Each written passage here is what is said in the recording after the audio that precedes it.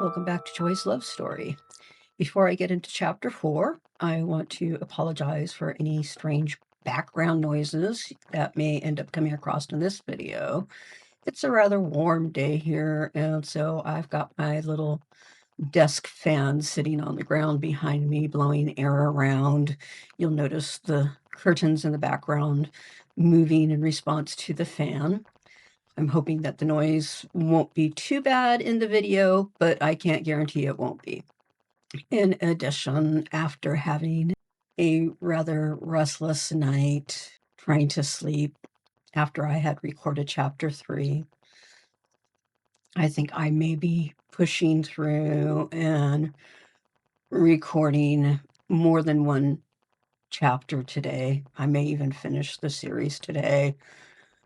I normally prefer to record the chapter, edit it, and then record the next one.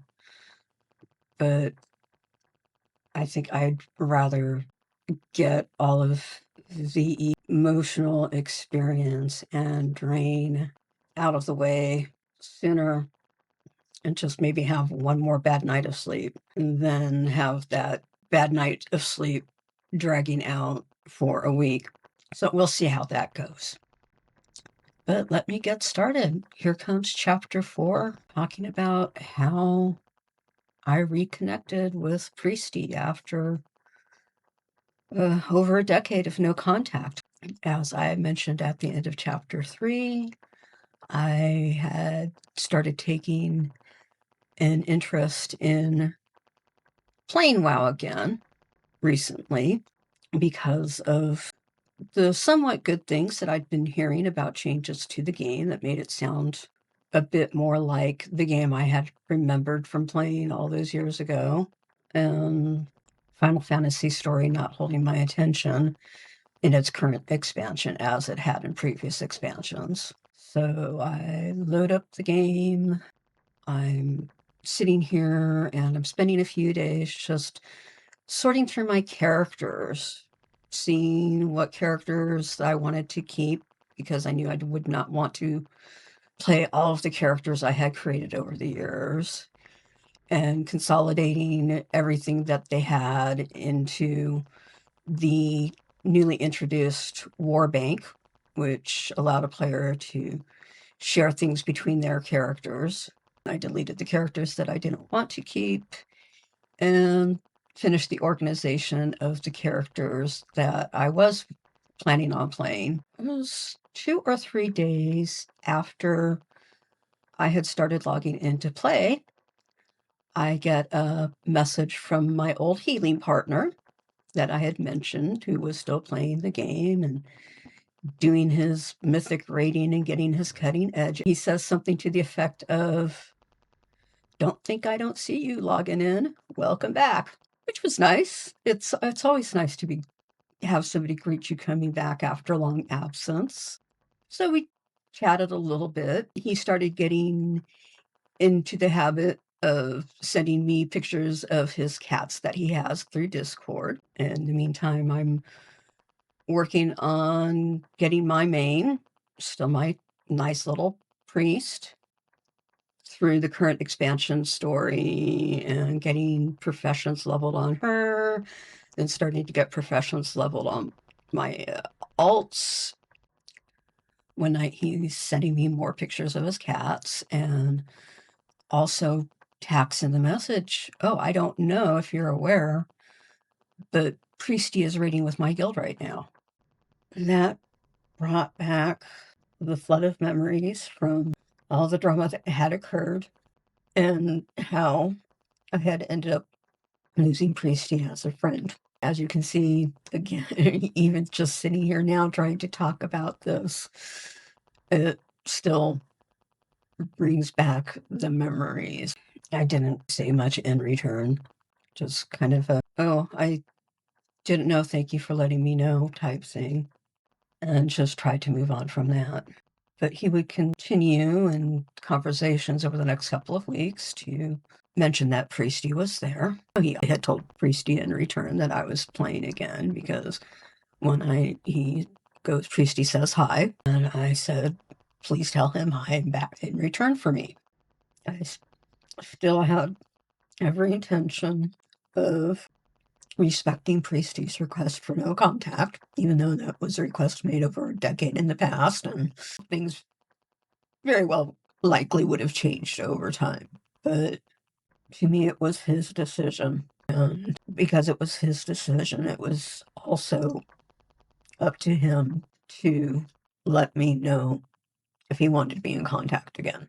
In this particular case, for me, a simple hi was not a sign of that.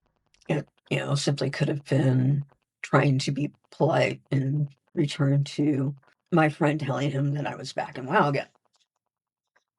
Emotion hits because I generally would enjoy having a conversation with him, but me still in the starting phases, my healing journey, now that my parents had both passed away and I was learning to understand myself better. There was a part of me that was still like, gee, if I actually tried to contact him, it might start up some sort of new drama, and I don't want that to happen. So I'm trying to avoid thoughts of Priesty. But there's just part of me who's still, this is Priesty. He had been a good friend. The memories of that friendship, even after he'd gone no contact, were a bit of light in what was a very dark period of my life, with the way my parents had manipulated and managed to get me isolated from just about everything else in the world. And there were times when I'd be thinking I'd be better off dead. The world just seemed to be filled with callous people who didn't give a crap about anybody else. I could think of Priesty and say, no, there is proof that there are good people out there in the world, even if most of the time you can't see them. And it was just one of those little thoughts that kept me going all those years. After it was probably about 6 or 7 weeks, I decided that I should at least send Priesty an in-game mail to say thank you. Thank him for being a friend all those years ago for as long as he felt he was able, and the difference that it made in my life.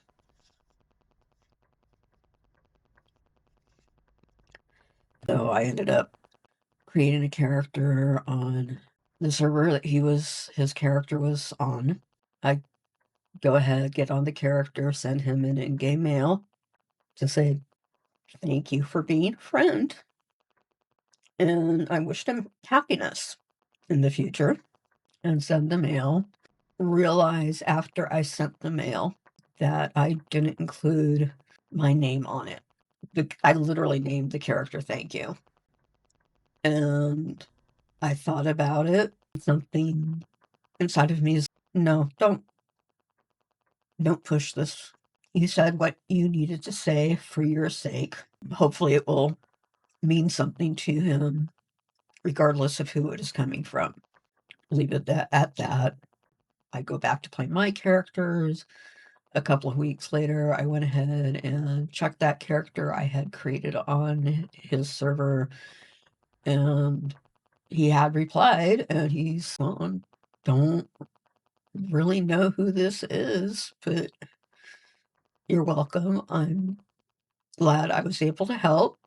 If you need to, you're welcome to reach out again. Reading it, I could hear his voice in my head because it was just written in the same manner that he would speak when we talked. I debated a second time. Should I just say, oh yeah, this is Joy?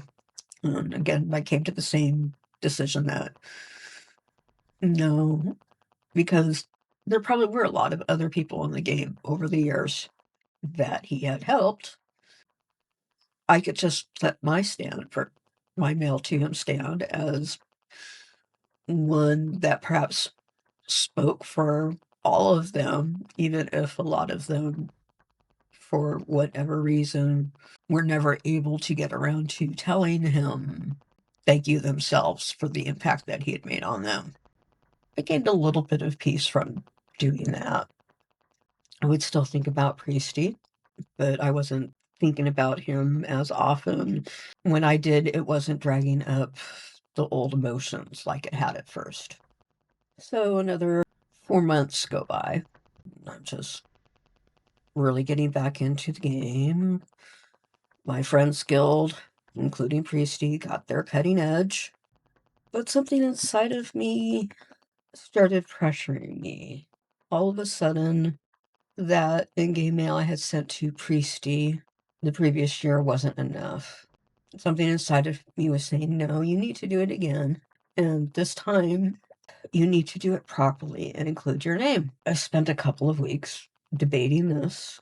A lot of my healing journey had been learning to set aside the past and leave it in the past, not allow it to have control over my present and the recovery that I was going through from my parents' abuse, other in-game drama I would also been through. I'm having to decide if my relationship with Priesty was one of those things that I would be better off leaving in the past. I'm thinking at this point, okay, I know he's well into his career by now, and I have no doubt he's successful at it. That was just very much part of his personality to be driven to do the best possible job he could. It's been a decade, chances are good. He's finally gotten married. I knew it was very unlikely that he would have been able to have children of his own because of his cancer battle, but there's always a chance that maybe he had adopted children. I'm basically, coming up with all of these reasons for myself why I should just let it go. But there's still just that little part of me saying, no, you still need to do this properly. You still need to let him know that it was you thanking him and that you do still thank him. Finally, I break down and I make a new character since I had deleted the thank you character from before, since that had strictly been intended to be the temporary character. I used my main's name so he would know it was me. Sent him another thank you message. I said, yeah, that was me last year. I realized after the fact that I forgot to put my name on it. Thank you for your friendship. I wish you all happiness on your life's journey ahead. And at the very last minute before sending the mail, something prompted me to add my BattleNet ID to the mail. In case he did want to actually talk with me, which I didn't really expect to happen. I mean, I had been a casual gaming friend for a couple of years, over a decade in the past. But I did it and I sent the mail. A couple of days later, I'm loading up the BattleNet launcher to log into game, and it tells me I've got a friend request from Priesty. Well, awesome. It'll be great to talk to him again. Find out what he's been doing with his life. Find out about his family and all that sort of thing. So I accept the friend's request from the launcher before I log into the game. And then even as I am logging into the game, he is already in the process of sending me a message since he had gotten the notice that I had accepted the friend's request. He's like, hi, Joy, and hi, Priesty, good to hear from you again. I don't know if you've had a chance to read the mail I sent to you in game yet, but actually, it'd be helpful right now if I brought up the conversation. I actually ended up saving it after the fact. He goes, thanks for checking in. I sent you a letter back, but easier to talk this way. And I was, at that point, just getting into game on my character and pulling up the mail. And in the mail, he told me that it was somewhat ironic that I was wishing him happiness for his life's journey ahead because his life was at an end. Cancer had come back, By the time it was caught, it was already stage 4. And he was now terminal. No hope of recovery. It was bad enough that his doctors had actually expected him to have already passed away, but somehow he kept hanging in there, probably just through his raw, determined nature to not give up. And so we're just talking about little stuff. It's like, yeah, I, had thought about him a little bit during COVID, remembering that he was immunocompromised and how that could have turned out to be a problem for him. His response was, COVID was nothing. I could eat COVID and spit it out. But this cancer, no, there's no hope. Just too much damage. His immune system wasn't able to help in trying to fight the cancer off. And then he adds that he had always known that eventually the cancer was going to be what killed him. He knew that that's what he was going to face, and that it was something that was kind of hard to learn to cope with, but he handled it. And finally, the news that he dreaded had come. Honestly, I'm kind of falling apart at this point of all the things that I had imagined he might tell me about, and none of it had been cancer's about to kill me.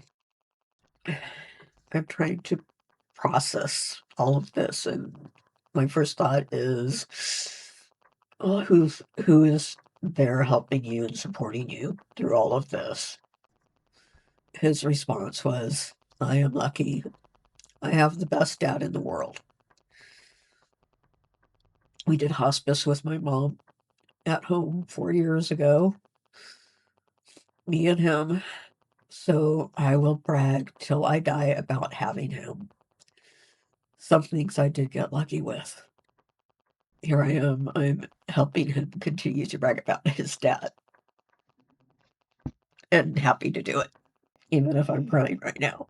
So, I just let him know if he ever felt the need just to talk to someone and he didn't want to bother his dad or his other family about it, he was welcome to contact me. And he thanked me for the offer. He goes on to talk about how he just does a metric expletive ton of opiates and fights internet dragons when he can to keep going. It was brought me back to that old conversation about he just played to slay dragons. And there you go, nothing changes. So anyways, we just start chatting about little odds and ends, and we ended up deciding to make a little party together, go into the delve and undermine that had the current delve season nemesis boss. And we poked at him together a little bit. Probably was not a good time for me to be doing it because I am so emotionally wrecked thinking about the fact that he is dying. So we didn't kill it, but we still had a little bit of fun for old time's sake together. Then time came for him to go do other things. Broke the group, then I went off and did my own stuff. Over the next couple of weeks, we would chat a bit. At one point, I sat down and I wrote briefly about my memories of the things we had done together. shared those with him, he'd be like, "Oh, wow, yeah, I remember that. Those were good times, simple times, better times. Things just aren't the same anymore." Most definitely, they weren't. But I continue to have a hard time just processing this. And it was more than just, I have a friend that is dying. I felt like I was being ripped apart, and I couldn't understand it. And when I think about others that I have known in my life that has passed away, my parents, even though our relationship was not that good, I had long since forgiven them, understanding that a lot of the choices they made, a lot of the people they had become, had been a result of their own childhood trauma. I still have, some little love for them, even if I couldn't love them fully the way a child would normally love their parents. My grandmother passed away, and I've had aunts and uncles pass away, and I've had cousins pass away. The grief that I felt for all of them combined at the times of their passing would not compete with the grief I was feeling for the loss of an old casual gaming friend. And he wasn't even dead yet. He was just waiting for that time to come. It just bothered me that how deeply I was being affected by this one individual that had been a part of my life for over a decade. I couldn't understand it.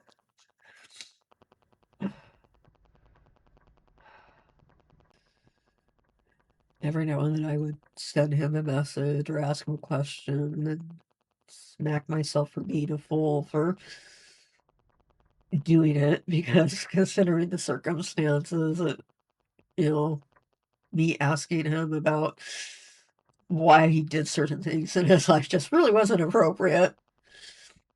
And a good part of what he had told me about was his career, since he had gone no contact.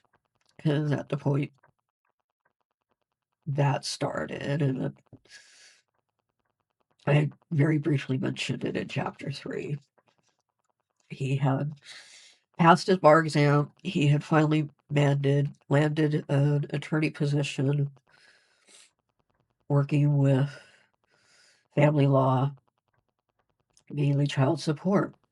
And so he filled me in that a lot of the work he did was related to domestic violence, helping the victims try to get some justice, some restitution when it was possible, help make certain that they were getting connected with resources that they needed to start rebuilding their lives, hopefully in a safer, healthier manner. That he had worked with a few cases of children being kidnapped by non-custodial parents and trying to get them reunited. He said over the years he had been practicing family law, he probably litigated 1,000 cases. But he just, he got burned out finally. He couldn't take it anymore. All the tales from the domestic abuse victims and what they had to suffer. Couldn't take it anymore.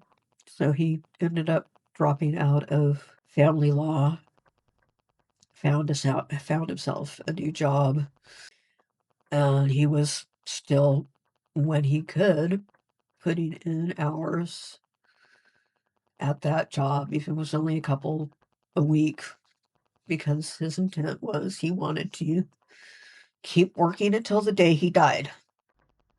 It is, from what I can gather, I don't think he ever did get married. Whether or not he had any girlfriends over that decade, I don't know. I hope he did. On the other hand, I could also see him just deciding to pour himself into his work and making that most of his life. So many questions I would have loved to ask him, but really none of my business, especially not appropriate under the circumstances. This is his time for him to remember and do the things that were important to him while he still could. So not quite 3 weeks after we had reconnected,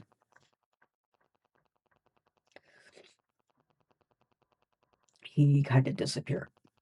I could see him showing offline on the BattleNet launcher friends,